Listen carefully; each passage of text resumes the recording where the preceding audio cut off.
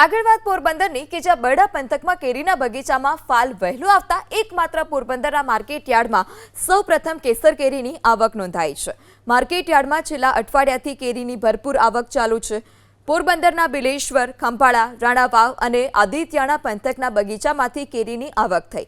કેસર કેરીના પ્રતિ કિલોના 225 થી 301ના ભાવ મળ્યા છે। જો કે ગત વર્ષે એપ્રિલ માસમાં કેરીની આવક શરૂ થઈ હતી, ત્યારે આ વર્ષે માર્ચથી આવક શરૂ થઈ ગઈ છે।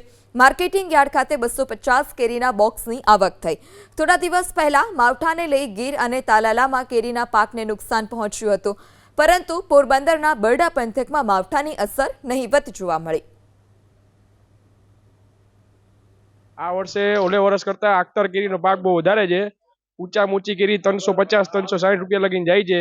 એ રીતે 2 નંબર આવે છે, એના 180-201 રૂપિયા રીતે ખરીદી થાય છે। અત્યારે કેરીની આવક બહુ સારી થઈ છે ઓલે વર્ષ કરતા। આ વર્ષે કેરીની આવક બહુ સારી રહેશે। હા, આ વખતે આખતર બહુ વધારે છે એવું લાગે છે। હા, એના હિસાબે ભાવમાં થોડો ઘટાડો છે ઓલે વર્ષ કરતા। આપણે આજે આવી હતી રાણાઓ 2 બગીચાની કેરી, ડેમ ખંભાળા ડેમ વાળે બગીચાની કેરી અને આદિત્યના બગીચાની કેરી, આજે 4 બગીચાની કેરી આવેલી છે। આપણી કેરી ખાવામાં સ્વાદિષ્ટ અને સ્વાદમાં એકદમ સરસ હોય છે, લોકોએ સ્વીકારેલું છે। એટલા માટે આપણી કેરીનો ભાવ દર સિઝન ગીર કરતા, બીજા પંથક કરતા 100-200-300 રૂપિયા બોક્સે ઊંચા રહે છે આખી સિઝન।